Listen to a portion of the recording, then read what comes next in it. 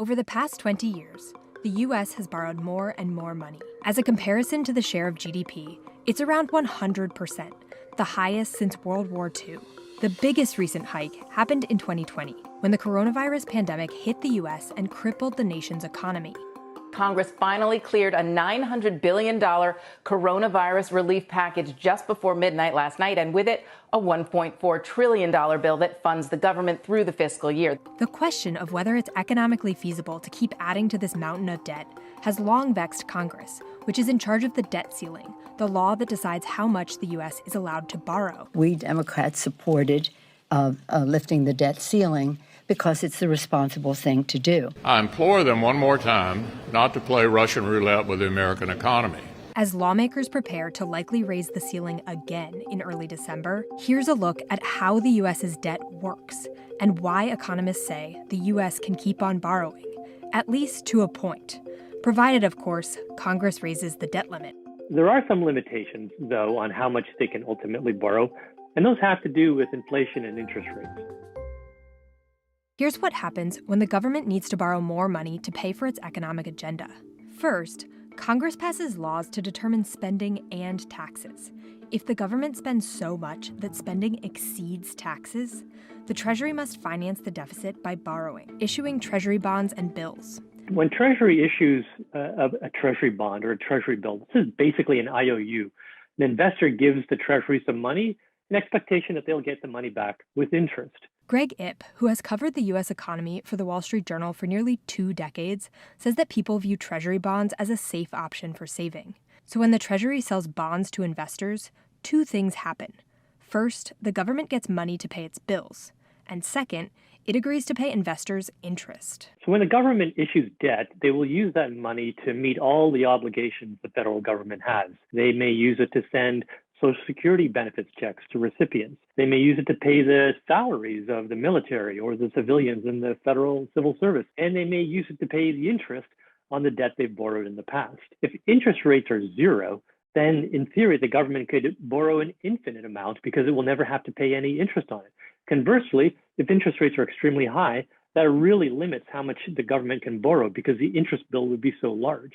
Today, interest rates are at historic lows, which economists say means the government can keep borrowing.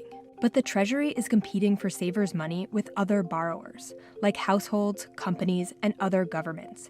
If those other people decide to borrow more, the Treasury would have to offer a higher interest rate to attract those savings. So if interest rates go up a lot, that's going to significantly increase the bill that the government pays for interest on its debt, in which case one of 3 things has to happen.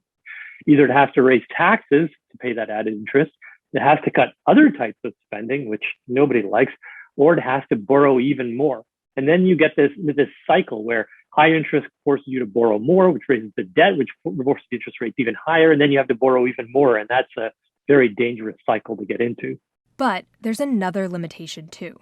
If Congress puts too much of the borrowed money back into the economy through things like stimulus checks, that can cause inflation. If it borrows that money and then goes and spends it, and that spending exceeds the economy's ability to produce the goods and services needed to satisfy that spending, the result is too much spending chasing too few goods, and you get inflation.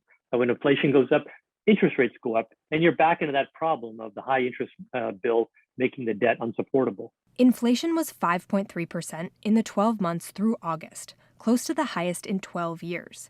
But Ip says this is largely a different type of inflation. This seems to reflect mostly temporary factors. We're coming out of this pandemic, so there's suddenly this surge in demand and a lot of restraints on the supply of a lot of products.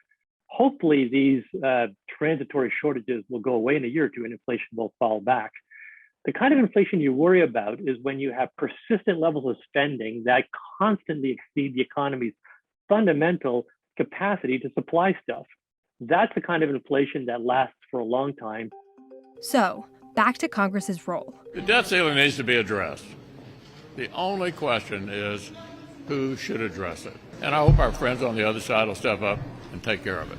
Since 2011, each of the 7 times that the debt limit was addressed, Congress did so on a bipartisan basis. Congress decides on the debt limit.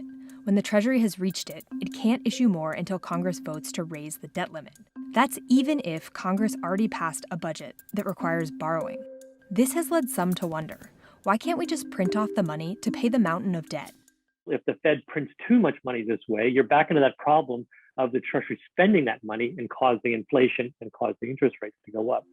With the option of printing money off the table, it will ultimately come down to Congress to raise the debt limit in December to avoid a default on the debt.